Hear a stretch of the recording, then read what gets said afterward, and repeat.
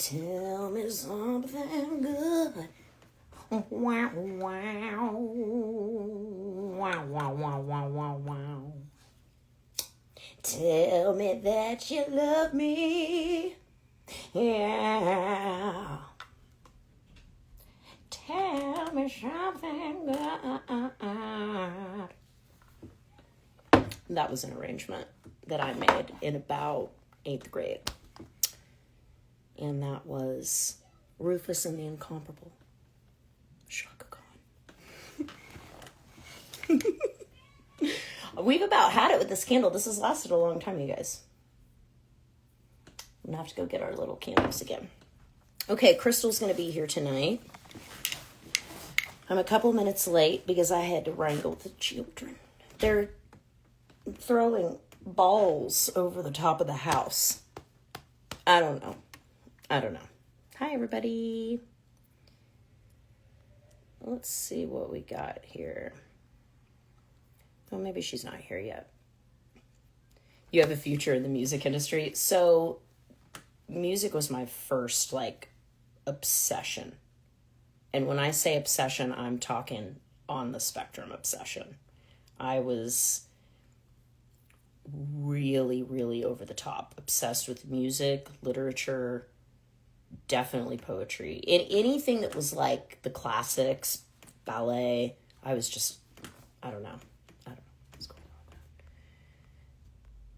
that. But thank God that never happened because I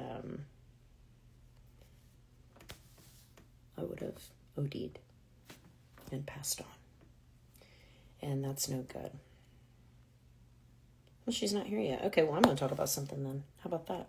I'm enjoying my neighbor's dogs barking nonstop and my kennel getting blamed for it. Peace be with you and upon you. I was walking, or maybe we were biking. I was on my bike last night with Enzo. I was riding my bike. He was running. And somebody that has this house that I really like their yard is really beautifully curated or landscaped. Whatever. Their yard's nice. And they have 2 dogs, and their dogs just lose their mind when somebody goes by. And I was thinking to myself, I look down at Enzo, and we always kind of giggle about it. Oh, you are here. I'm here. Oh, I'm sorry. Yeah, of course you can join. I don't know where Denise is yet, but she's normally always training and gets lost in that, which, same. So let me add you. Anyway, I was saying that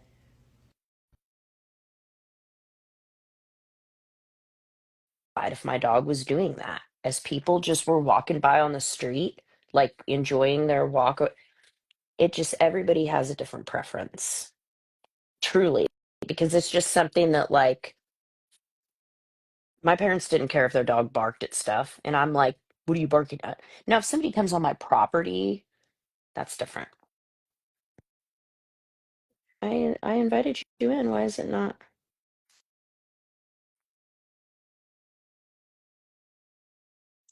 Maybe I thought that I did and I didn't. Don't worry, I'll edit all of this out when I put it on YouTube. And if it doesn't work, then I'll just start over. Oh, there's Denise. Let's see if I can get her in here. I know that I invited you. See, I'm doing it again. Denise is here. Did I Crystal, miss the singing? yeah, it was Shaka Khan. Wow, that's I pretty know. good. It says that you're unable to join. I'm trying to get Crystal in here, but for Do some you have to reason, update? Do you have to update your app? Sometimes it'll say that when you have to update your app, me or like her? her, Oh, I like from 10 was years like, ago. what? No, not you, Miss Crystal. That's one possibility. The second one is, are you still trying to do it from your computer? Because I don't know. Hello, I don't know. Have you ever done a live from a computer? Mm-mm. I haven't either. Yeah, Um, if you're trying to do it from your computer, that is definitely the problem.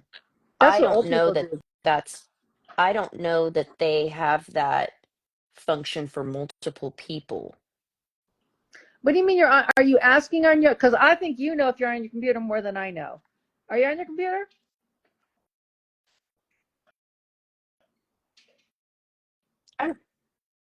Why is my screen still? There Well, we just go. use your phone. Plug it into the wall. Be like Yeah. a young person, She's like, Crystal. uh oh, my bad. User The problem error. with Crystal, she's in between. She's not old like me because I can get away with knowing nothing because I'm old. Now the young people, they know everything, so Yeah. But Crystal's kind of in that middle group where she's like, "Oh, wait, you mean maybe I can't do this on my computer?" Yeah, the young to mid Gen Xers is who that group of people generally is. Sometimes elder millennials, such as myself. I pretend to the school that I have no idea what they're talking about ever, and all they've asked me to do is download an app. I'm like, "Ugh, I Yeah, don't I'd be know." like, "What's an app?" Yeah, I'm like, I don't know what that is. And I know that they know what I do for a living, and I know that they know that I'm lying. But they don't call me. I'm like, you guys, if I put one more app on my phone, I'm not going to be a healthy mother. I'm going to need help. And so I'm sorry. And the teacher like texts me from her phone. And she has no problem doing it, and she's so sweet. So I'm going to tell a quick story about how sweet she is. I don't know if I told you this or if I told this while we're waiting to see if Crystal can join us. That teacher is wonderful. I really like her. Milo's on an IEP for speech and a couple of other things. So I just have a lot of contact with her, and she's great, and their team is great. And I had a parent teacher conference that went fairly well. She told me that he needed a little extra help in these areas. Okay, great. And also, we need to check his eyes because okay, fine, standard stuff. A few days later, I'm in the park walking Enzo, and I get a text message from her. And she says to me, has the principal talked to you? And the principal's just lovely and wonderful. Eh, what? She's like, he was in the office all day yesterday. He was disruptive. He was threatening to throw chairs. He was doing all of this stuff. I haven't told you this. Okay, I thought for some reason I might have mentioned it okay. So I said, I typed back, I said, well, that's certainly unusual behavior. I mean, we're talking about Milo. Milo like hardly ever even gets mad, like he's very happy. And I said, I'm a little bit confused, and we're texting this. I said, I'm just a little bit confused because I was just there, and you did not mention that there were any of these issues with, this behavior. Let's get her in here. I think there we go. And she's like, what are you talking about? I've been talking to you about this all year. And she's like, this is Crystal. I'm in the middle of a story. I'm so sorry. I'm going to wrap it up. Okay, Welcome. no, you're good. And I said, she's like, what, and it was just very odd. But I thought, you know what? Maybe I misunderstood something. I'm going to talk to Milo. After school that night, I said, you throwing chairs, man? And he's like, I go, did you get mad today? Did something happen? And he's like, oh, yes. We were playing rock, paper, scissors, and this kid called me ugly. And I was mad. I said, what did you do? And he's like, well, I got mad. I said, did you throw chairs? Did you threaten to throw chairs? And he's like, I don't think so, but maybe I got a little aggressive. And I was like, okay, well, we're not going to do that. And we talked about it and went on, whatever. And I said, I'm going to have to tell your father because this is pretty serious. And he's like, okay. And so look, life goes on, and he's fine. He doesn't have any other incidents. Teacher says nothing to me. And uh, one morning I'm on a walk with Enzo again, and I get a text that says, oh my God, I thought you were a different parent. I figured. She goes, this is Milo's mom, isn't it? And I said, yes, it is. And she's like, Milo is wonderful and sweet. I'm so sorry. Like, I haven't had a person apologize to me that much in many, many, many years. I mean, she was like, I am absolutely mortified. I didn't understand why you were denying what I was saying.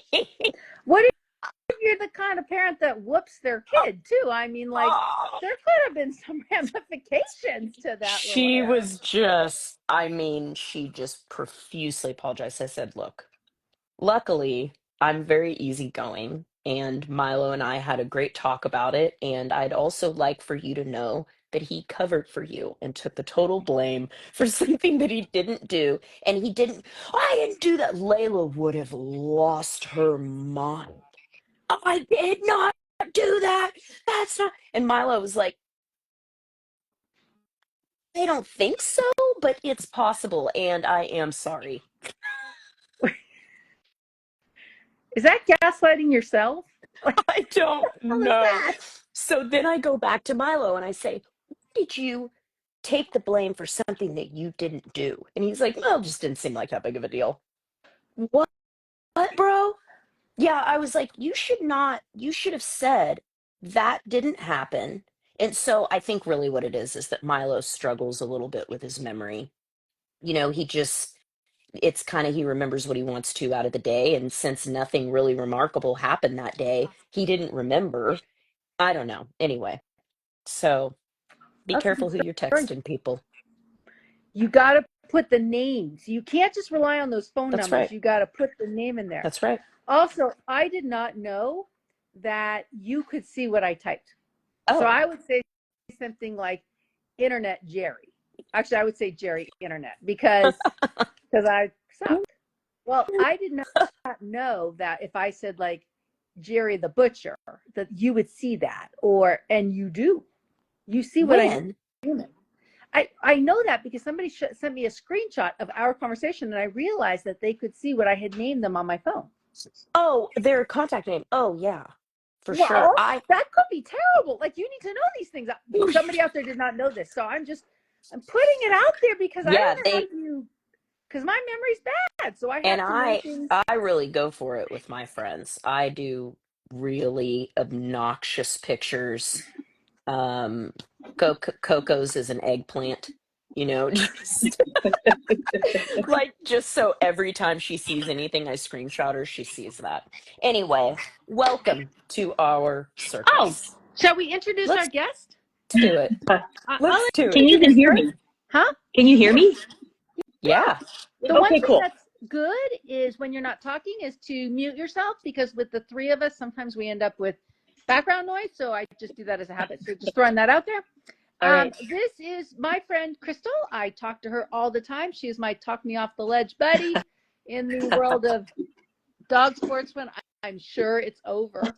So, and Crystal is a school teacher and she does some work for FDSA. She's teaching at an upcoming conference, teaching at our camp, and she's an art teacher.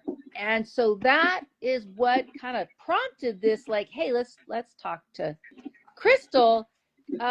Before Crystal, I want you to, introduce this topic because you and I had some talk, but this is important. Does anybody need to talk about themselves? Yes. So Nancy's my best friend here, local. She's my training buddy. And she gave me what her mom says. Her mom always says, because Denise says, I need to talk about me. And what her mom says is, what's on the top? I really like that. It's like, what's on the top? What do we need to get off first? So I had an embarrassing moment. Can I share it? Uh-oh, I can't hear you, Sailor Jerry. Sailor Oh, Jerry, I it was cannot hear you. just a really hearty yes. I Ah, good. love embarrassing moments. Hers in So particular, not mine. Go ahead, Crystal. so I'm a high school art teacher, and can you hear Checkmate pulsing on his ball? Do I need to make him stop? Okay, dogs, you know how they are. He's a Malinois. He's just like doing this on a ball. It makes me crazy. So today at school, it's Spirit Week, and today was White Lie. And I think, Jerry, were you talking about a lie that happened or something? I came in too late in your story. She was my son's teacher thought she was texting another mother, and it was Oh, not okay. me. And that boy had gotten in trouble, and so she thought she was talking to me or to that kid's mom, and she wasn't. Okay. So I thought it related, but I guess it doesn't. So today's theme was White Lie Day, and I didn't quite know what that meant. And so apparently you're supposed to write something on your shirt that's not true. Here's the shirt that I wore to school today. I lead, I love, I learn. Oops, I definitely wore the wrong shirt today. Oh, I was like, why did you wear that? Okay, okay. I'm a dumbass because I didn't realize what the day was, and not a single kid said anything to me. So here I am walking around all day with my like teacherific shirt on. Oh, so that was my embarrassing moment for today. That's pretty funny though. Like I would have Yeah. been waiting. Once I noticed, I would have been waiting for some kid to be like, "So are you dead? So are you dead?" Or like, "Oh, so you don't learn at all? Yeah, So you don't learn?" like nothing. Oh, poor Radish. She has a tick in her ear. Sorry, I'm Ooh, sidetracked for a second. Gen Alpha is great. They have a great sense of humor. Just a Oh, it great, was really just fun terrible. group of kids. I really like them. I have two of them. Yeah. I got a Gen Z and a couple Gen Alphas, and I tell you, one elder, like on the very first Gen Alphas, and that's Layla, obviously. I Do have a you lot of have kids horse? Do right you have now. horses too? Are you a horse person too? No, I wish, but I'm learn. I love horses, but I'm scared of them. But I'm learning to understand them. An animal that can kill me, I'm a little, respectful of. Oh So, but yes. I've now I've had a chance to pet them and to like be near them and draw them, and I'm falling in love with them. I just never had opportunities, growing up, suburbia girl. Yeah. And You know what, I'm from though? California. I'm not far from Crystal, you. I'm Kansas City. Crystal's a little Oh bit really? fearful. Yeah. What, So it's helpful to Denise? understand that. She's a little bit fearful. So I'm going to give Oh you an example. yeah. She comes out to my ranch and she talks about the plants trying to kill her. So she kind Oh, of has, come on now. you totally did. You totally did. You It's said the true. plants are trying to kill you. They are. I'm just pointing out that you see the world in a way. You see the danger in places the rest of us don't. And then you're fine with dogs biting you. So it's a little bit weird, but that's okay. I'm just saying that maybe you've got some stuff going on. You could even work on it. There's a little catastrophic thinking. There's a little, Yeah, not a my lot, mom just is a like little. that. I was raised by a woman like that, and she has very catastrophic, forgot to get my water, guys, catastrophic thinking. And it was also the 90s. And so I was always going to be abducted. There were razor blades in Halloween candy. But I mean, I Oh, mean, truthfully, absolutely. like Absolutely. Razor blades in the my Halloween mom candy. made me think that I mean, I'm grateful for it now because my dad was the opposite, so there's a good balance. But man, wow, she thinks I'm a nut job the way that I parent and but I also look at kind of how school sets us up too. Like our whole first like week of school is all, active shooter drills. It's all triage, oh my like God, that's how, what? yeah, that's how everything is set up now. So you spend the first, and now you have, I think it was 80 hours of videos you have to watch about sexual Wait, harassment, about, wait, um, are they doing did it there do you think that Milo went through active shooter drills at his school? so the kids are going through different versions of it than what staff does. Our very first one was awful. Our very first one, is this part of Yeah, conversation? Is this okay? no, we This is talk so about normal. anything. We literally Okay. talk about This everything. is nothing about dogs. No, it's great. No, Totally our very fine. first one. So every active shooter drill in the very beginning, I was dead in the first 30 seconds of every drill. It just, that's Okay. where I What was do in you every drill. mean? What do you So, mean? You okay, were so we're in the library and we're having a staff meeting and no kids are around. This is a professional development time, just staff. We're in the staff meeting and a guy walks in and he walks through the middle of the library and he's been there the whole time. And he's coming toward me and then all of a sudden he pulls a gun out. So I jump up and wait. I start going at him and it's a blank, a starter pistol. I don't know that. It looks Okay. like a gun. So he Okay. shoots this gun and he says, "You're dead," as I'm like charging at him. Did And then everybody's This is scattering in and running Kansas away. City. No, this is in St. Louis. I'm from Kansas City, but I teach in the suburbias of St. Louis. That was our first active shooter drill. They gave us no heads up this was happening. That's They wanted to let us know. traumatizing. You think? If if you did that somewhere in a further south state, I would be afraid that someone there would have a gun and maybe shoot you. And there you were just like doing the drill. This was our Yeah, but very first one. could I'm have They don't totally do it happened. now this so way. shocked right When now. she told me that Yeah, but story, I was like, wait. Tell me, wait. They didn't tell you and they did that? I'm like, They holy didn't shit. it's like Somebody could it's have like gotten when we killed. were somebody could have got killed. It's like when on Inside Edition when they set up that thing where the robbers would break in the house to see what the dog would do. I was like, y'all are just that's a no. That's a yeah, good luck. no. Wow. I thought by drills we meant like how we have tornado drills here and we learn to put our books behind our heads That's what and we do cover our now. bodies. That's what we do now. now because we had a teacher in the other building, so it was campus wide, and everybody was running out of the theater and they were stampeding over people, and one of the teachers severely broke her nose, needed multiple surgeries. And it's like, what did you think was going to happen? Because we thought it was real. There was no heads up. So now, since then, they've learned, and they at least tell us that they're drills, and they give us the chance to opt out now. It's not funny. I'm sorry. Can you imagine they were sitting around somewhere, the county supervisor, they're like, hey, I have an idea. Let's load a gun with blanks, not tell anybody, and walk into the school. Not a real gun. Okay, then the next drill, they did this 2 different times. So the next time, we're walking down the hall because they had us moving from one place to, which is really common. You know, they have us do that where it's like everybody, we have stations, we have like one meeting in here, and then we go to the next room, we have a meeting in there with a different presenter. And so we had 4 of these. And when they had us in passing to move, he was in the hallway, different guy, and it was a police officer with the local police. And he pulls a gun out and goes to shoot, and I'm right there by him again, different guy. And of course, he aims it right at me and shoots, and he says, "You're dead." I'm like, what is this about people pointing guns at me and saying, "You're dead"? So this is twice that I'm like going after him. That is my reaction, is I tend to go toward the danger, which goes back to Denise's question about it's weird that I want to get bit by dogs, but I enjoy that because I have control over that. And it's just like a rush. But yeah, so I tend to sanctioned this, and did they get fired? like I would, if that happened to me, I would sue that school so fast. I'd own it. They'd name it Sailor Jerry, whatever. Yeah, it was bad. I mean, I probably wouldn't, but I'd be mad. I'd write a letter. I just when she comprehend what story you just told us. When she told me that story the first time, I was like, back it up. Go through this one more time. I could not grasp that they actually did that. And no, she's like, no, they didn't tell us. I'm like, let's go through this again, because I know I cannot be understanding this. Like, I can't believe they did that.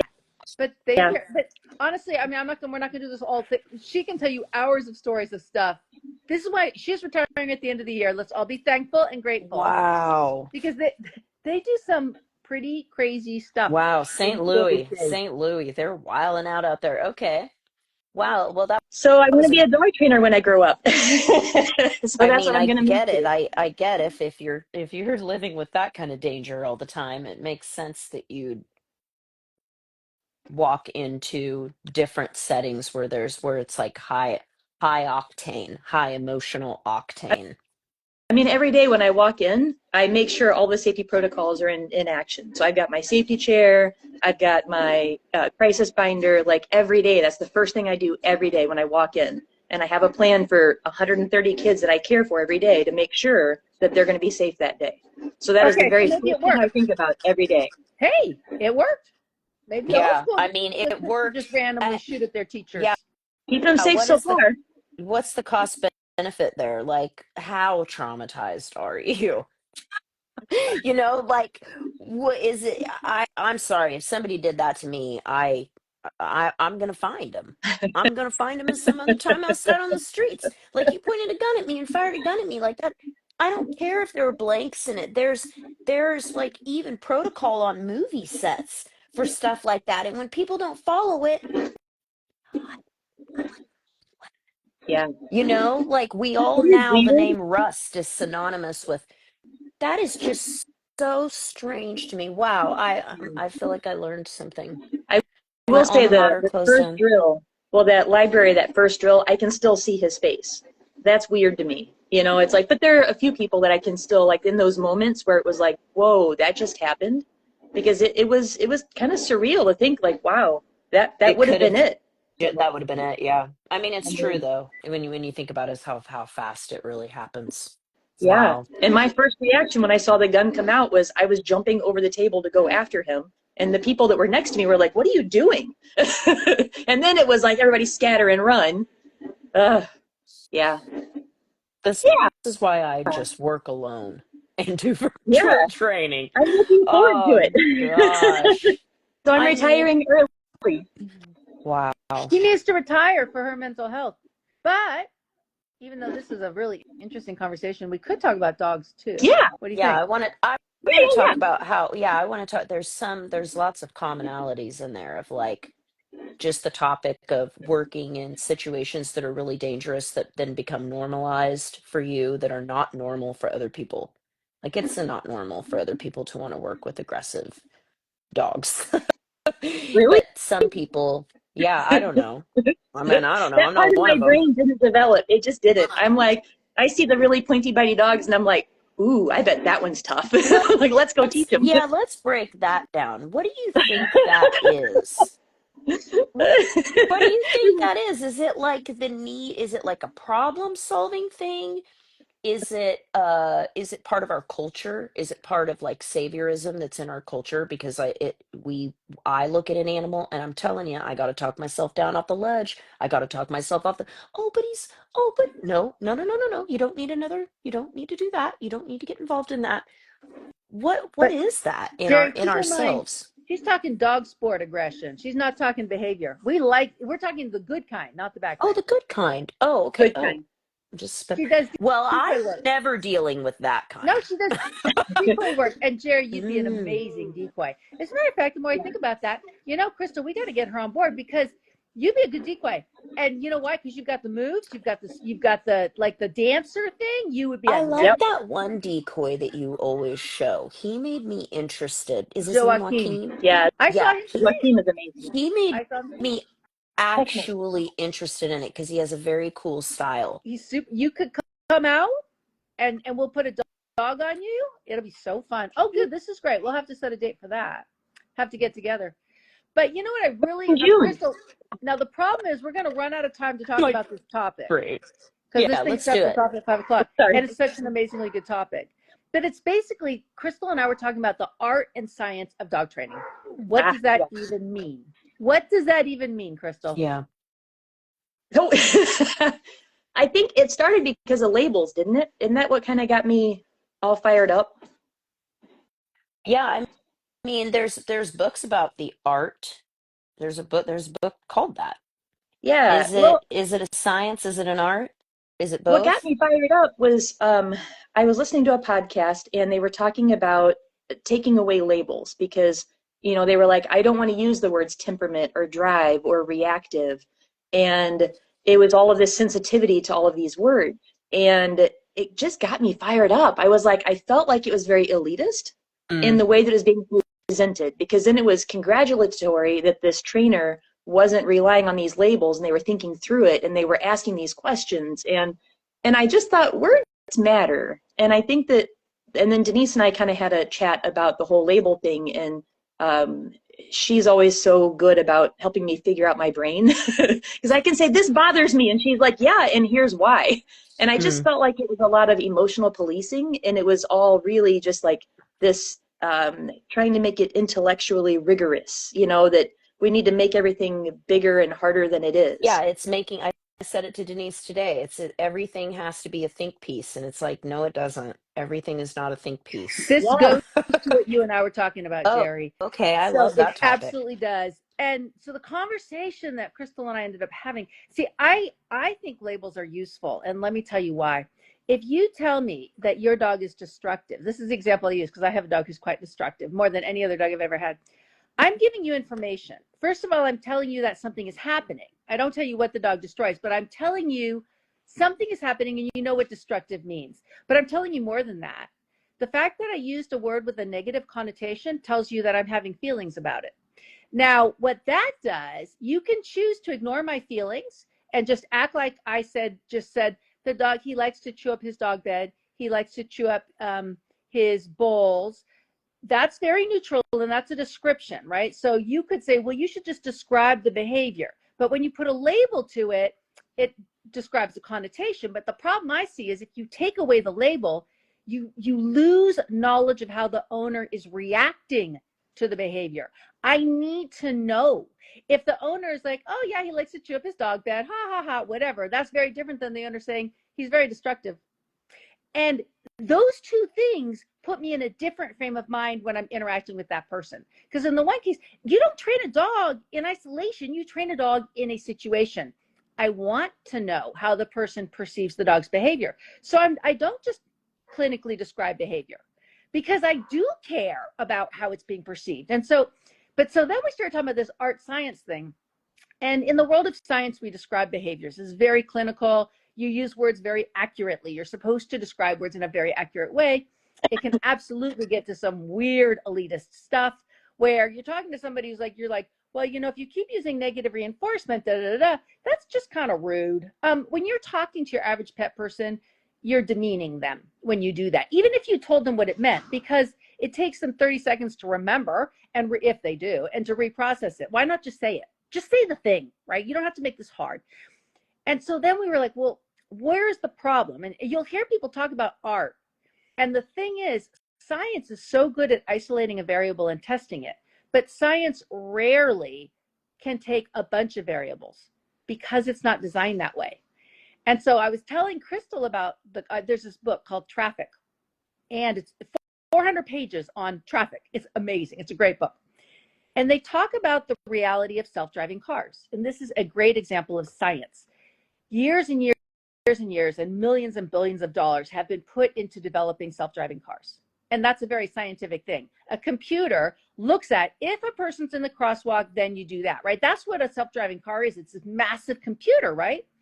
And they have never, to this day, been able to develop a self-driving car that can do what the human brain can do at 18 years of age. A human brain can tell the difference between a shadow caused by a tree and a person pushing a stroller across the street, and they are still struggling to come up with all of the inputs into the computer.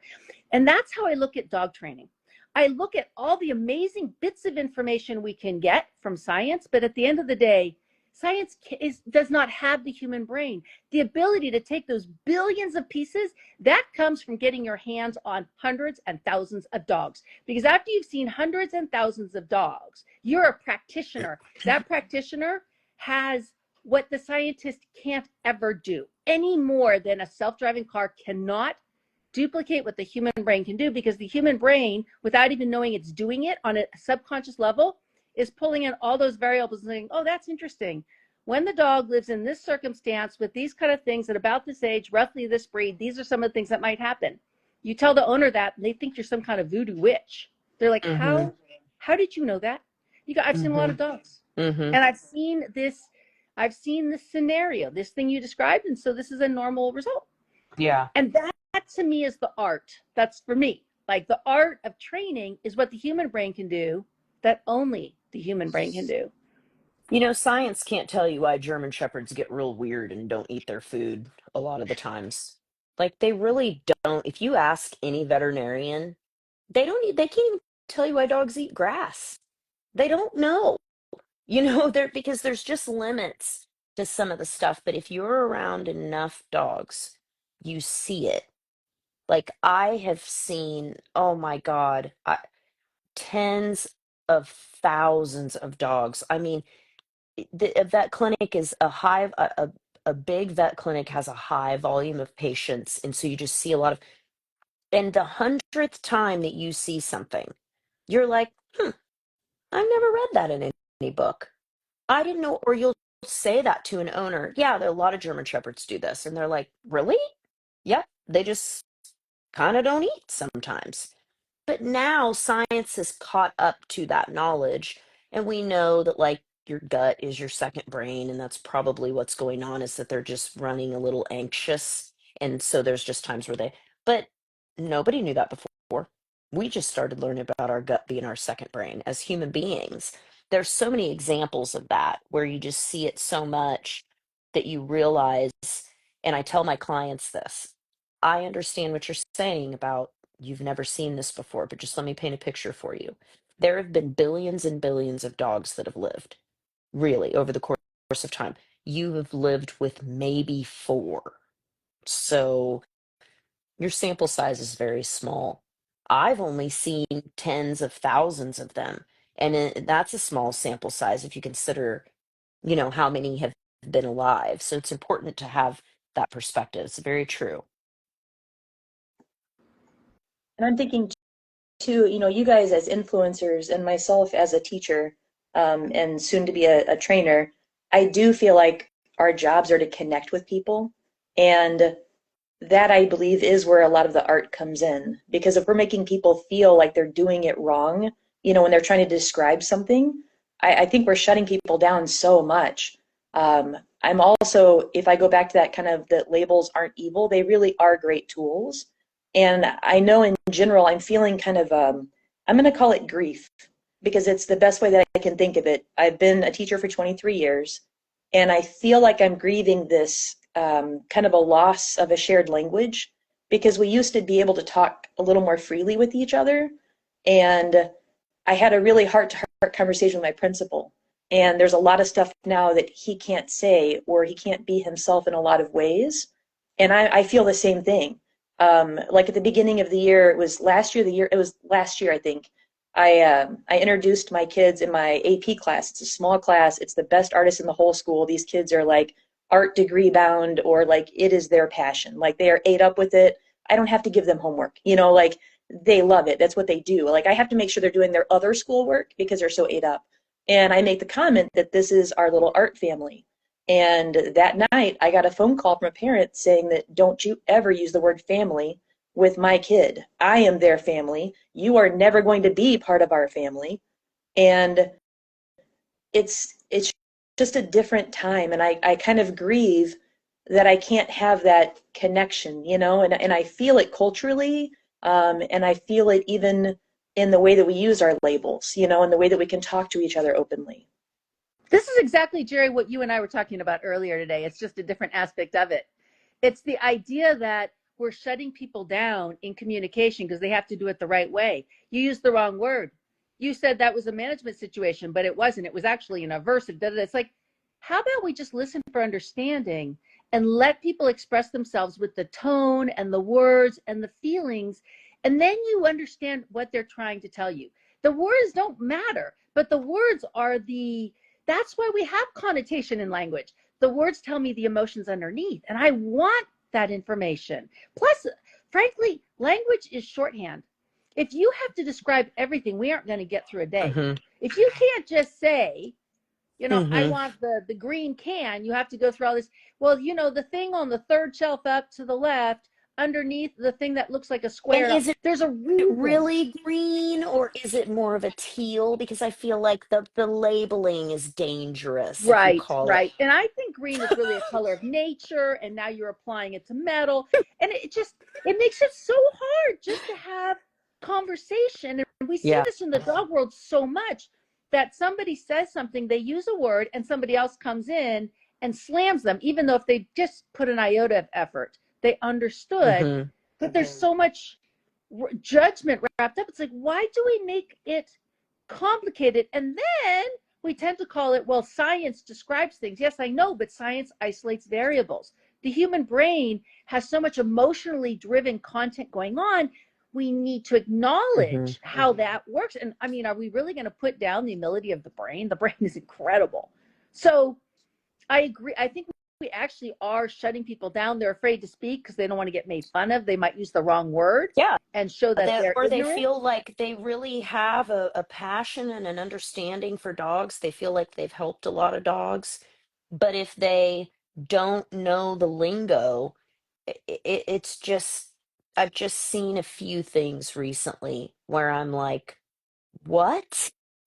You're talking about a topic this big, and it just became this big, full of words, and I think that's part of how buzzwords are born.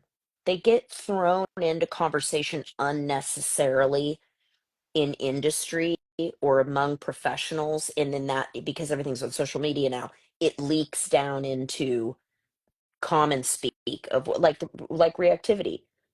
Several years ago nobody was saying that, like, people, and now it's just people will say, okay, I need you to help me because my dog is reactive. He chases squirrels. And I'm like, that's not reactivity.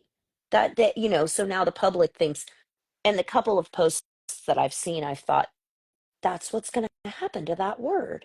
That word's going to get turned into one of those. I know that this isn't appropriate, like I'm not going to use this right, but it reminds me of dog whistles.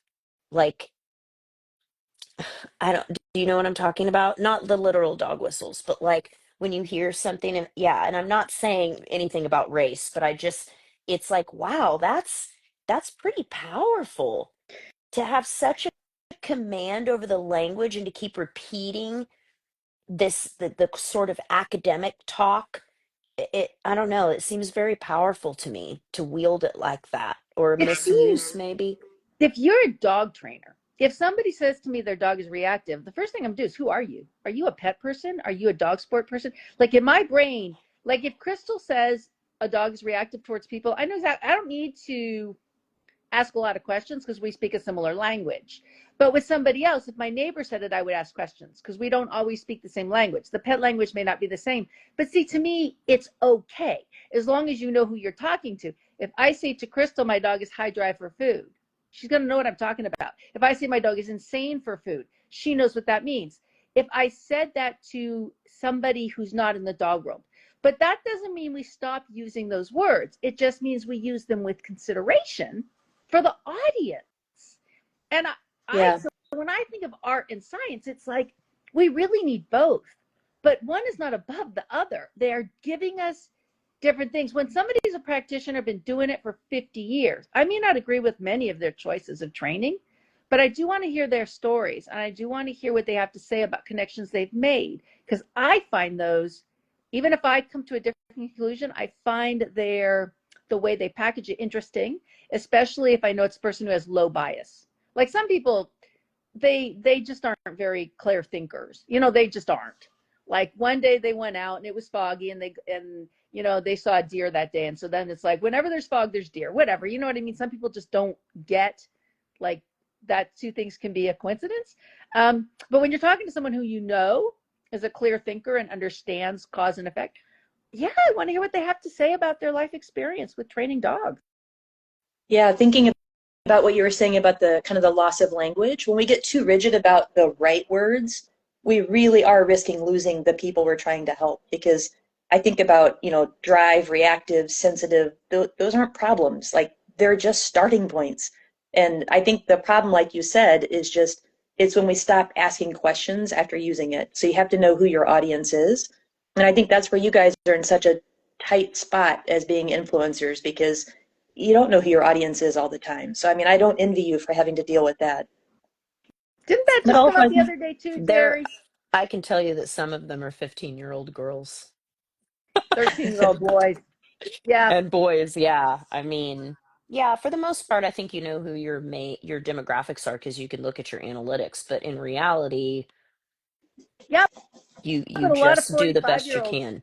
have the mentality of a 15-year-old. Yeah. I mean, what are you going to do? Like what I say is I don't teach to the lowest common denominator, because I get this all the time. If you say that, won't somebody go out and I don't know. I mean, because people do stupid things. Like I take my dog out with the ATV and I'll drive and I'll let him run. Hmm. Now, I got one dog out. I'm paying attention and I'm in a several acre field. I'm not Hmm. going to run over my dog, you know? Somebody But said the other day that you and I are responsible because our dogs are off leash. I was like, maybe me, but I think her dog's just off leash on her own property, I think. But yeah, yeah, lowest common denominator. They said my dog is off leash all over the place unless it makes no sense for that. So like in the city, things like that. But that was what it was. It was the person said you're setting a a bad example, whatever the wording you used was, to pet owners by doing that. And I thought, can you imagine, Denise? Can you imagine? And I'm just follow me here for the analogy. Can you imagine if someone walked up to Michael Jordan? This isn't. I'm not Michael Jordan in this, and was like, "How dare you dunk from the free throw line? How are the rest of us supposed to do that? That's not fair, and it's not setting a good example." Nobody would ever say that to professionals at the top of their field. I am not a sport trainer, I'm just a pet dog trainer, but I got the best damn pet dog and he has a great life, and we go around everywhere, and he's a complicated, difficult breed, and we have a ball. And I like to teach other people how to live that life on I lead, do think whatever. it also does depend who your audience is. Like, Yeah. imagine you were a high school teacher. So you were Crystal and you knew that a bunch of your students were following you. Then you start making different choices. But I think about my audience, and I say it all the time. I don't teach to the lowest common denominator. And that's really important. I'm going to show you what I do. I'm not telling you what you should do. Yeah. I don't know what you should do. I don't know you. I don't know your dog. I don't know your situation. I don't know your risk tolerance. Hmm. You also don't know mine. So Right. I mean, I'm not a complete fool. There's absolutely things I don't show. Actually, and privately, I'll send something to somebody and I'll be like, yeah, that won't be hitting the internet. It's like, this one we won't be showing publicly. I'll Yeah. talk to my friends. But that's because, in my opinion, it would go a little too high in the people going, oh, my, I don't, what did I, there's no, I'm not trying to be antagonistic. But Yeah. at the same time, I don't want to be stifled. I don't want to feel like I can't speak or show who I am. I just try to be responsible about it. And I know Hmm. sometimes I'm going to hit it wrong. And 1% of the population is going to hear it wrong, see it wrong. But how much responsibility can I really take for the fact that the lowest common denominator exists? I can't. Yeah, I mean I can't. that's such a great way to look at it is how much responsibility can I really take for that? How much responsibility can I take for someone who's like, pretty brave you doing that by the road? What? Like, not for me. For me, this is I do this every single day and it's totally normal. And I can't take responsibility for what you think about what would happen with your dog. That's your life. It doesn't bother me. It's not that. I'm way past that point. But it just is a symbol of something greater, which is what you just talked about, which is placing or projecting ourself or our life onto people when instead we could be looking around and seeing who has something that we really like and then asking them how they got it.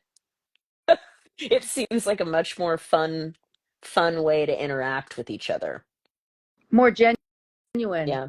encourages talk and interaction and acceptance that we might approach things differently. Actually, it's funny you said that about taking dogs off leash. I got a fair amount of grief a couple of years ago because I was doing obedience work on my road with a dog off leash. And it's not like it's a crazy busy road, but cars do go by. But it was like it never even crossed my mind that it was Yeah. dangerous. Like it just didn't cross my mind. I know this Yes. dog. And they're like, well, what if a squirrel ran or whatever? I'm like, well, that could happen. I have to ask myself, how likely is it? How Hmm. likely is this dog to respond? How likely are those both of those things to happen when a car goes by? Like you got to do your risk Yes. cost benefit analysis. And I know it made people uncomfortable because they're like, yeah, but other people don't know that. And my thinking is, yeah, but other people need to live their own lives. I cannot take responsibility for all the possibilities, just the Hmm. big ones, Hmm. just the really big ones. And if I went to a school and I had, like Crystal does all these demonstrations with their dogs for kids, well, there's things I wouldn't Oh, do. Yeah, but she has yeah. bite work and stuff, so she kind of goes out on a limb. But I probably Hmm. wouldn't have the dog off leash near a busy road, right? Because Right. now you're modeling. But once you hit it to adulthood, I have to assume that if you're following me, that you can differentiate you from me and that you can make decisions accordingly, which may or may not be true. Yeah. Yeah, I mean, I've told several of my clients, like, those fitness like models that are like have millions of followers and their bodies look like chiseled Greek goddesses. I choose not to And follow those people. yeah, well, I well, I follow one and I do her workouts and stuff and bought her app, but I have to remind myself all the time, like, when you do these exercises, you're lifting 40 pounds. When she does them, she's lifting 100 pounds. And this is also her job. A lot of times people will want to compare what I have going on with my dog to them. And I'm like, you live in the middle of Baltimore. I don't think you should really be, I don't think it's like a comparable type of deal. There's no need to compare. It's just different, but it doesn't, I still realize that like I would like to get tips from people that I think are the best. Even though I may never be them or take it as far as they have, I can still do some of the things that make them successful. Not lift 100 pounds. I'm not doing none of that. She's insane. I'm like, you're sweating too much. We're not gonna do that. When I We're do just here for our Pilates, health. I have to get there early because they run out of the 2-pound weights. You're like, I need the live ones. Little bit. Otherwise, somebody else, Pilates is and then fun. you're like, they're looking at that 5-pound weight, and you're saying, Hmm. absolutely not, absolutely not. I have to go next door and go get a 2-pound weight.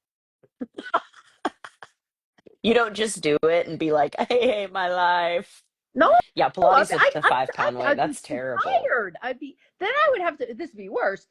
Everybody else is doing 20 repetitions. I'd be at number 10, like, And she says that as Jim's like biting her leg, so whatever. I think of it as a goal. Oh. I thought you were talking about Pilates. I think of it as a goal. I know my dog isn't ready for off leash. Yeah, I tell people all the time that off leash is an advanced skill. There should be no reason, unless it's like a controlled area, then by all means, like take your dog off leash and let him run wild if it's safe. But the thing that you see people doing, where there a lot of people in my town do it, a lot of people have off leash dogs, and every single one of them is very trained, and they're all different breeds. Some small. There's one little Yorkie that we're friends with, and his name is Buddy, and he just follows behind his dad. His dad's an old man, and he just beep beep beep beep beep beep beep beep beep beep beep. And they're really sweet, but never on a leash. There's another couple that has a little, some kind of little doodle that runs, and that dog is always right with them. There's a lady with a couple border collies. There's quite a few people, and never any incidents ever. And you it can does tell by seem, context that they're all trained. maybe I'm wrong, but do you think there's sort of a split on social media? I feel like there's two extremes. Hmm. There's the hyper responsible extreme where the dog is always on leash and always, Yes. controlled. And then there's the other extreme, which is the dog is off leash in Home Depot. No, I do not do that. I Yeah, don't it's only too. not show it, I simply don't do it because I think it's disrespectful, which is different than me having my dog off leash in a place where there's no people to disrespect. But I don't disrespect people. So no, I don't go to Home Depot and take my dog off leash. That's weird to me. But Yeah, I I see don't. those I don't. I extremes. wouldn't. That's where I would draw the line as well. There are times when we're down at the river that he's off lead, but it would be because there's nobody else really there. Also, If your there's, culture, yeah, your it's your town. You said it's that's your your town. culture. Mm-hmm. For sure. I'll tell people all the time, California has the weirdest culture I have ever seen in the country, comparable to the rest of the country. It's not that there are just expectations and things that happen there that I'm like, what are you doing? That you just maybe wouldn't see here. And then I think it's even different back east. I think everywhere has kind of their own culture. What's Luckily, where I live, the population is low, and that's why I like to live in low population areas, because I like to live with my animals the way that I want. I don't mind. Enzo can do all the things. He's from Tulsa. We lived right in the city, but I just like keeping to myself and having my dog off lead so he can do dog things. And so I think about those things when I pick where I live, and maybe other people might do that as well. I And I think it's think cool that you have a dog like that. when I'm kind of listening Hmm. to you guys too, I'm thinking about the thing I'm struggling with is that opposite sides. I feel like we have this opposite sides of some people thinking about the science of training and some people focusing more on, it's like they're all just behaviorism. And then Hmm. others are all about the anthropomorphizing and my kid, and it's all about the emotional side. And I think that's been something that's been tickling my brain a lot lately. And I've been trying to figure out, because people will talk about the constructs, and they will say, I can only reward things that I can see. I can't deal with the emotional side of it. And I'm seeing that really hard push toward data points and data driven. And I think that's what I've seen in my school environment over the last 23 years. It's all getting pushed to standardized and data and taking the emotion out of it. I see that, but I mean, I see that from the history of art, like the history of culture. And I've seen that shift and that grow and that kind of happening over time. And I guess I'm kind of curious if you guys have thoughts about that when it comes to, have you seen a shift toward this more data-driven, scientific, everything having to be so super explained, where we're losing the art of the training and we're losing that social connection that we have with the training and with the humans? Is that something you're seeing? I am for sure. For sure. I mean, it's like people don't want to explore and experiment and just see what works. They want to be told, you do this and this and this. It's like, oh, I don't know. I can give you the first step, but it just kind of depends. I don't think people like that answer in general. They want a recipe. And you see it on Yeah, social that's true. media, accounts that give recipes are popular. People love the step by step or the this is the motion or whatever, as opposed to, well, here are some options for you. They don't like that. Yeah. So I have a client right now that has been to one of my best friends who is a very, very qualified behaviorist and a certified behaviorist and is a reasonable moderate in the middle. And she just could not figure out kind of what was going on there. And I had a client that I just wasn't meshing with. And so we talked to each other and I was like, "Can you take a client for me?" And she's like, "Oh my God, can you take a client for me?" And I did.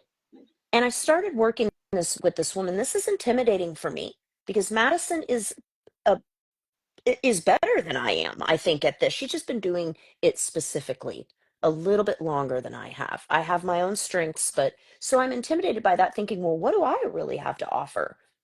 What I had to offer was me. What I had to offer was me. And what that was her dog. I finally said,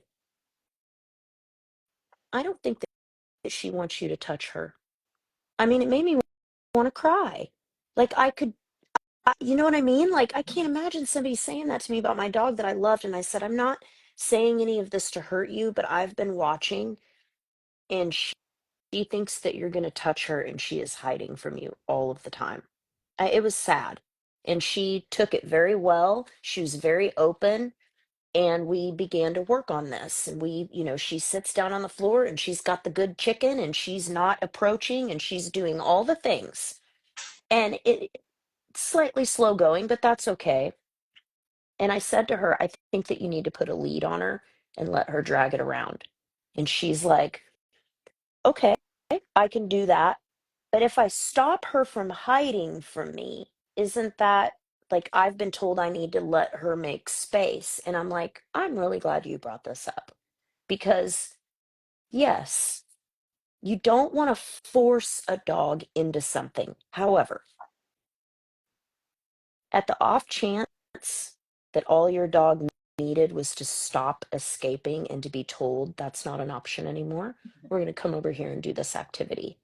And I'm so beholden to my doctrine that I don't tell you that that might work and let you decide for yourself and we don't try it.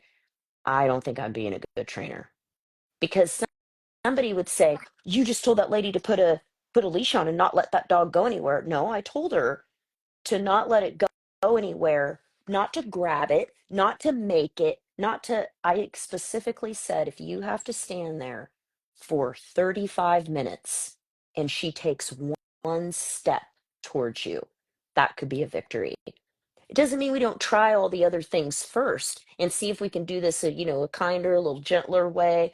But it just struck me that, like, I felt almost like I couldn't say that to her when I knew that it was the ethical thing to say to her. You've had all these trainers, and for the most part, they've all been force free or force free leaning. And I know that I'm not the first person that told you to get chicken and sit down on the floor. So if every single one of us has said this to you and this isn't working, and so here's the parallel I want to draw for everyone. At the rodeo, uh, those horses are highly trained. They're really, really trained to do their job, and they're also trained to be in that environment that's really stimulating. There's a lot of horses, a lot of sounds over the speaker, all of that. My daughter's horse is one of the calmest of them. He's just, I mean, he'll fall asleep the second you stop walking. He's like, "Okay, anywhere you are." But when it's time to go into the alleyway for his event, which he loves, which he knows, he has to have a walk up. It's gentle, it's nothing big, it's just a little walk up. The person gets to running and then they let go and bam, he's off. But without that, he won't do it. So what so what? Do we just let him not compete anymore? Is it slightly aversive that somebody a 12-year-old girl has gently grabbed his halter? And so what it reminded me of is this: many of them are like that. And I remember before I would go on stage, highly trained, lines memorized, totally prepared, totally ready. I forgot my lines. I forgot my lines. I forgot my lines. Lindsay, Lindsay, Lindsay, I forgot my lines. And she's like, no, you didn't. Go out there. And they would have to damn near drag me or shove me out on the stage for years of my life. Because that moment that I now know that I need to do the thing, which for my client's dog was, we're going to go on a walk now. You're going to get your stuff. I froze. And I just needed somebody to shove me through the door because that's the kind of person I am. It doesn't mean that everyone's like that, but I want to be a good practitioner. And that means that I have to present this information to her and tell her, like, this is an option. We could just put a leash on her and tell her that she can't run away anymore. Well, also, let's say you do that and it goes poorly, then change direction. It's like, Yeah, that's what I said there's to her. certain things I'm not going to do because they're just too aversive in my book, in my mind. But there's absolutely times when I'll be like, well, let me think this through and let me decide. I mean, Crystal and I talk about this all the time. It's kind of a joke. Every once in a while, I'll be like, well, punishment does work. So like today, my dog did something he shouldn't have done. He was on my side and he wanted to go run a certain way. And he went without being told. And I'm like, then we're done. Turned around and walked off and put him in the car. People around are like, what just happened? I'm like, there's a rule. And the rule is if he goes before I send him, we go to the car. That's it. It's just, he was fine with it. He understands it. But I can tell you, experience has taught me that it really, really works. I don't love going there. I don't go to aversives lightly. That's aversive. For him, that's very aversive. But the effectiveness of it means that he can continue to move forward in his sport. And if I could not get control of this going before he was told behavior, that's the end of his career because I won't do things that traditional trainers will do. This is all I have. And you know why it works? Because he loves to work. If he didn't love to work, he'd be like, yay, we're done.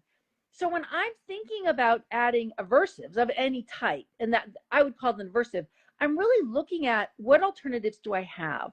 And the circumstance you described with the dog trying to leave, none of us, I think, on this call would start there with the leash prevention, saying you can't do it. But when, like you said, you've been through a lot of trainers, it's not there, then you kind of start going, well, is it narrowing the dog's life? Is it narrowing the life of the people?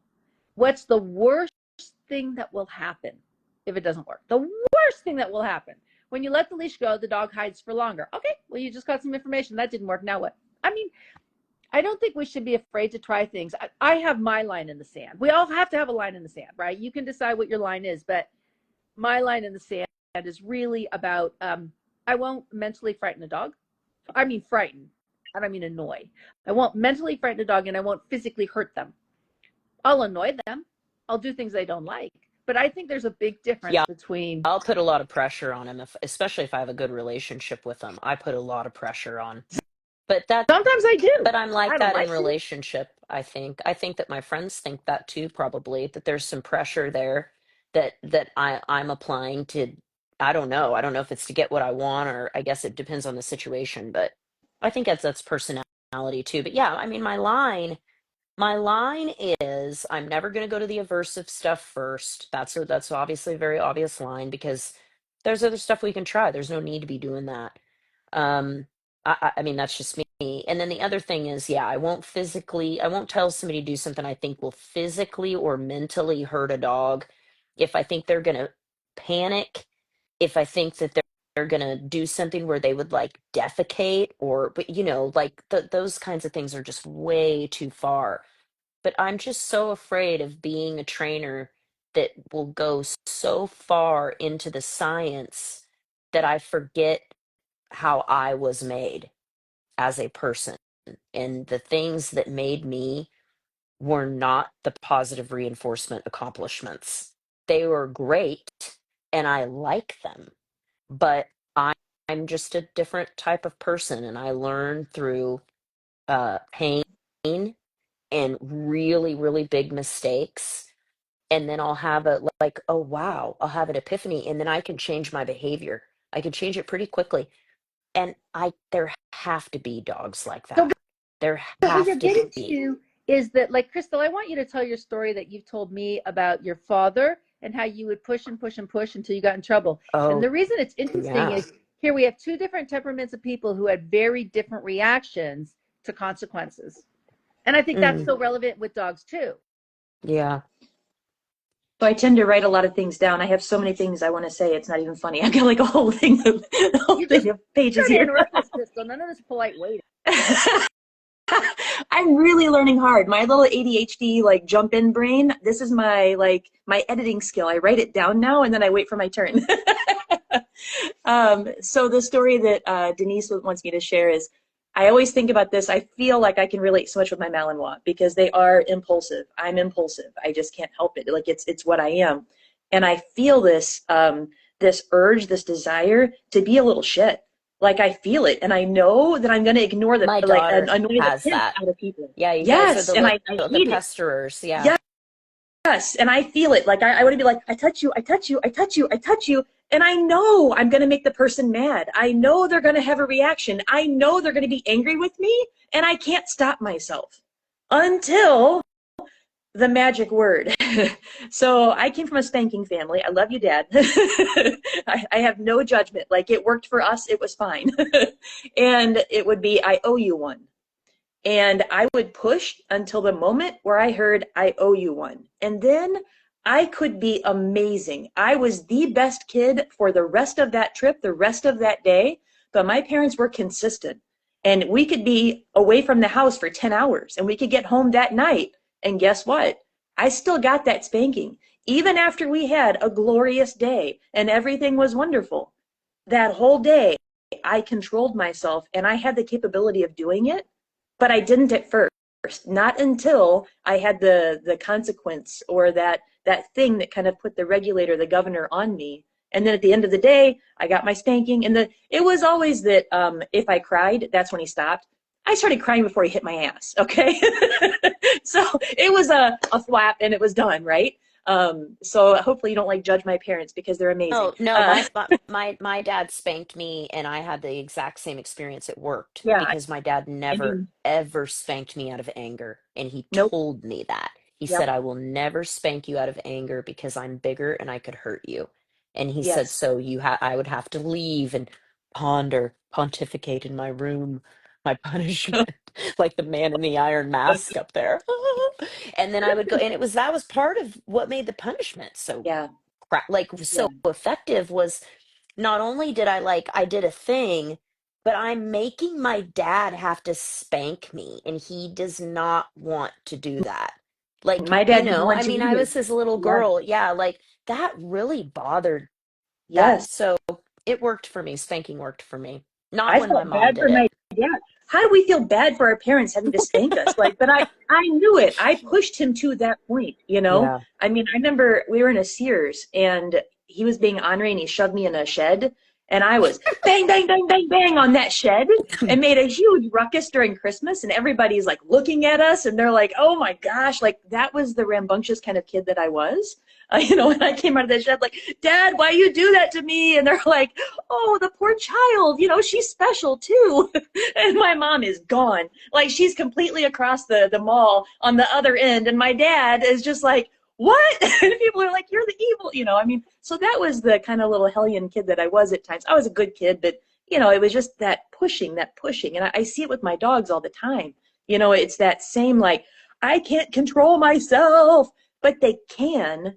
You just have to figure out what that thing is, you know, and sometimes it is a consequence. Sometimes it's the putting them away, you know, and that to me, that's the harshest consequence you can give to our dogs because they want to work. They want to do the thing with us. And taking that away, man, that's some psychological voodoo stuff there for a lot of dogs. But again, we have to look at that individual learner and figure out what it is about them that makes them tick. And I think that's where it gets back to the art side of it. And then something I wrote down too is you talked about making the horse go down the chute. Did you call it a chute, I think, or the Yeah, alley? the Um, alleyway. okay. Uh-huh. And for Radish, my search and rescue dog, she loves to go. She loves to hike. She loves to do, I mean, anything. She is like, game on, let's go. Does not want to get in the van. So leaving the house to get in the car to go do these amazing things, doesn't want to get in the van. Every single time. Her sister Carrot is the exact same way. So Radish and Carrot both are like, nope, not getting in the van.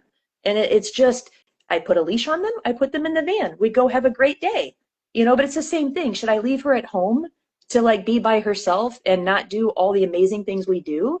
Like, I can't imagine. It's just that little bit of saying, no, we're going to go do this thing. And now everything is great. And it doesn't matter how many great experiences we have. She still doesn't want to get in the van every time. And she doesn't get car sick. It's none of Enzo's the those exact things. same way. He never wants to get in the Jeep. I think Yeah. it's because the Jeep is noisy and it makes sounds. He has his reasons. But every time, most of the time, I'm in a really good mood and I'm like, come over here and put your little feet up and I'll lift you. But sometimes, like this morning, I'm like, I see you standing over there trying not to come over here. I'm going to put you back inside if you don't get over here right now and you get in this Jeep. We're going to be late to school, mister. And sometimes he turns around and walks back to the house and I'm like, fine. And I just Yes. put him back in. But that's what I do with him too. If he breaks one of the big rules, then we're getting in the car, we're going home because I know man, Yeah. that's tough. You missed your morning That's the adventure. punishment. So That's here the was thank my reaction to you. getting spanked because Yeah. it's so interesting to watch the three of us. My reaction was, believe me, there was no sitting in my room thinking about what I did wrong. And I actually remember there was none of that.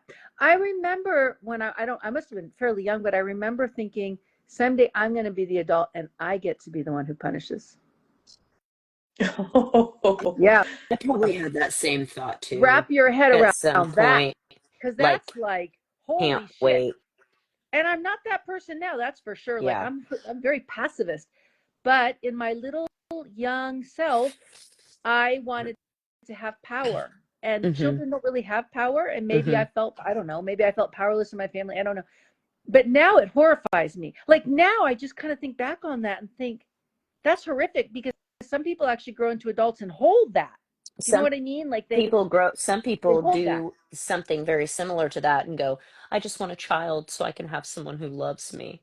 It's the same kind of thing. And some people grow up and they hold on to that and they don't realize that no, children need you.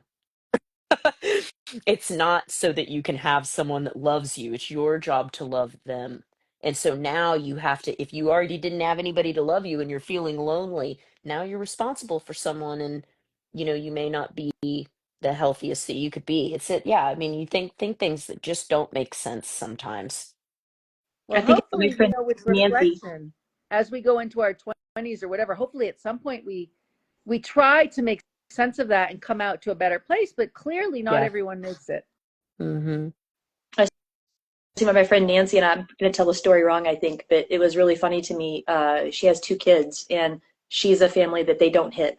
And there's never spankings or touching. And so then it was the two kids wanted to, hit each other or something. And then she had got really mad, and she really wanted to spank her son, like really wanted to. And he just looks at her, and he's really young, and he's like, we're still not a family that hits, right? We still don't do that in our family, right? And she's like, I don't know. Is I that just how our want to family is repeat the still? rules. No, so we lock them in small boxes. Yeah. That's what we do in our family. She's like, I don't know. Do you want to be a hitting family? I mean, I didn't really spank my kids. I think I was much more, I watched a lot of Super Nanny and I for whatever reason, I thought she was great. So I did a lot of timeouts and I did them just how she said. And they always worked You know pretty what? well for my oldest Okay. son. I So don't here's know. something else that always gets in my head a little bit. And I think it's because of the consequences I had growing up. I am terrible with time. Terrible. Like I am always late. And it is a struggle. Like I'll be a half hour early and I go, okay, I'll be a half hour early. So I'll do all of these things while I wait. I can be there early. I can do that. No, I can't because then I'm 15 minutes late somehow. Like all these other things happen. And so my parents were really very much on time. And so for every minute that I was late, I was a day grounded to my room. I spent a lot of time grounded. And so that isolation piece, I know it was intense. And my parents were 15, 16 when they got married, 17, 18 when they had me. So they were very consistent. And I'm so impressed that they were such good parents at such a young age. Like the consistency that they gave was really a good lesson. It sucked, but I would have rather been spanked than to been grounded. And so I also relate that to dog training sometimes. And so when I think about the consequences that I choose, I also kind of think about that. I'm like, oh, so how can I make it clear, and at what level is that aversive? I mean, every learner has their levels of aversion. So, and again, I'm a positive trainer person. I don't beat my dogs, nothing like that, but it's things that tickle my brain that I always have to think about. At what is the consequence? How does that weigh in, and how do they really feel about it? It gets a lot more complicated when you stop looking at dog training as just don't do these things. And when you start thinking about what happens if I do this, what are the possible ramifications that are good? And what are the possible ramifications that are bad? And as the three of us have talked about how we handled corporal punishment in our families, we had three radically different responses. And that's kind of a big deal. I'm just not inclined to hit much of anything. But I mean, it's just not going to work for me. And that's actually part of it too, right? Like you, the person coming in, you can't use discipline that you're not comfortable. I just can't hit a person. I just can't, it's outside my sphere. And the only way I could hit a person is if I was angry. And then what you were talking about with your dad, Jerri, that's when you don't want to be hitting, right? When you're angry. Yeah. That's the only way I would know how to hit, because I don't get it, Yeah. That's a brilliant lesson that our parents taught us, was don't do it while you're angry. Mm-hmm. But then I mean, So I think really, that's because you how do just you do hit? make all kinds of mistakes about stuff when you're angry. And if you start using your hands on top of all of that, that's that's not great. Oh, I know well, that I think, uh-oh, you had a froze. quick knock that Did shit I do off. that? No, Nope, she's, you're still good. but I was like, I see you moving, Crystal. I see you. I think she's just frozen.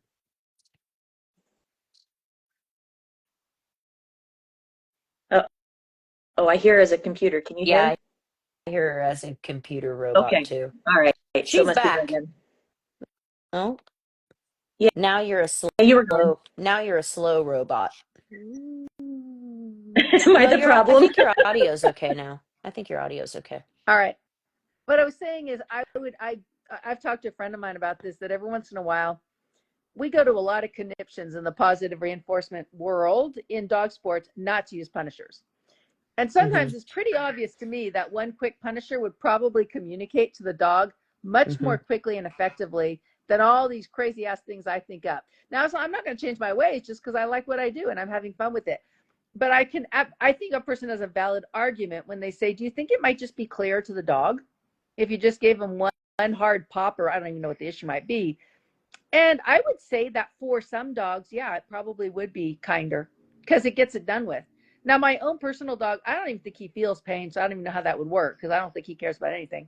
A physical just doesn't. He just doesn't. I don't. I once dropped a large wooden object on his head, and I didn't. I'm not on purpose, but it just was like it just kind of bounced off him, and he's like, "Why'd you do that?" But there's nothing. Enzo would have been like traumatized. He would have been Oh like, "You no, don't love me anymore." that'd be my border collie.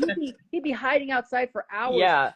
But so when you look at a dog, I can see how with some dog, if you were a really strategic trainer who really cared about getting it right, there probably are a percentage of dogs where just a quick correction would take care of the matter and be done with it. Mm-hmm. The problem is there aren't too many of those sophisticated trainers. There's a lot of people who have a method. Yeah. And that method gets laid down on every dog across the board that walks in that door. And that's a problem all over the map, all over the training map. People have Mm-hmm. three things they'll try, and if that doesn't work, it's like, what? Then like your chicken lady with the dog hiding in the corner. Yeah. We need more range, right? Mm-hmm. But I've also seen some trainers who just right off the bat, here, I'm going to make you brave by dragging you over Yeah, I'm random just obstacles gonna in the drag you playground. into the swimming pool. It's not that unusual on social media. Oh no, I'm building his confidence by taking the leash and pulling him up. I'm like, what? Mm-hmm. Like, when that leash is off, do you really, not with any collar on, do you really think that dog is like feeling more brave? I mean, if that's true, I guess I'd want to see what the dog does when not compelled. Like you just let but the not dog loose in the playground. compelled. Right. Because my Mm-hmm. dog, if I let him loose in the playground, will jump on obstacles because it entertains him. Yeah. So that's what I'd want to see. If you told me that your dog, by being dragged up on things, got braver, then I'd like you to take the leash off, let the dog go, don't say a word, and your brave dog should show you how brave they are. Yeah. Because that is what I think 1,000%. happens with a dog. That's my dog really plays built on up. gym equipment too, and that is exactly what it is. He went up there with me on lead first couple times because I mean he was younger. I didn't really, I don't remember if I pulled him up there or not. And then lo and behold, he figured out he could do all these things up there and slide down the slide, and he still does it to this day, and it wasn't a big deal. But the leash was off, and he was doing it on his own. It wasn't, me compelling him. Well, I have to go get one of my little children from baseball the other night. He's having a hard time hitting the ball. I don't know why. But it's machine pitch this year, so it's just faster. And he couldn't get a hit the other night, and he cried. I It was like remember it it. was like 30 I times, know. yeah. And all I said to him was like, "You're being a bit hard on yourself." I don't know what you're expecting. You're 7. He's like, this is the second year I've played. This is the second year I've played baseball. It's the third. He's like, this shouldn't be happening. I'm like, this is what happens when you go machine pitch. Amanda said, Jerry, your client, maybe food isn't enough of a motivator. Maybe using toys would build more of a relationship. Yeah, we're doing all of that. I think I don't there has been something she has had to do with her medically, I think, where she just had to get her a lot. I've seen it a couple times. I saw another case like this with a Yorkie, and it took me a couple weeks in to realize her mom was cleaning her ears a bunch of times out of the week, and that was why she was always running from her and terrified of her. I was like, please stop doing that. Like I didn't know she has an active ear infection, and the vet said, and it is very, very reminiscent of that. So we're hoping that, yeah. I mean, if I have a client and food is not working, I'm certainly going to mention toys. I have a client right now that's how we got her through the over the first hump with separation anxiety, and it was a little three-legged Yorkie. She would get so riled up when her mom would move, or when her mom would leave. I was like, "What if you try to play with her?" And it worked. And she stopped losing her mind every time her mom would leave. So yeah, that's a good note for everyone. The toys are great too. I know you have another I could thing talk for tonight. days on that one. I Yeah, I think have Dogs Daphne. Anonymous. I saw Daphne is leading tonight. Excellent. She is. Yeah, I'm gonna Congratulations be to late, you. Daphne, but I'm gonna be there. Yeah, it's great. One of us takes a Wednesday, like, we lead a meeting each week, and or takes a Wednesday out of the month. And it's starting to be a nice little thing. I can't wait to see it grow Excellent. Oh, even it will. more and help more people. Excellent. Yeah. Well, ladies, as usual, so fun to Yeah, be here. let's smile for our picture. Perfect. All right. Well, thank you, Crystal, for Thanks for that having me. all encompassing Excellent. conversation tonight. Covered I it had a all great from time. active shooter drills, spanking. I The theme, mean, the theme was violence. the theme was violence, and And it's you funny, you should really see my shocked notes. me. I have all these notes of things that I was wanting to Send like talk about art and such. I'm like, oh, Are you gonna come it. back? No, You take have a to come back. picture of it. Yeah, you got to come Come back. back. Take a picture of it and send it to me, and then we'll have and I can post it for our next. Look at all this stuff we're going to talk about next time. That's perfect. Exactly. Please don't lose it. That's our agenda. That's perfect. Well, it's so good to be with you guys always, and I'll talk to you soon. Have a good night, Bye, friends. everybody. Good Bye. night.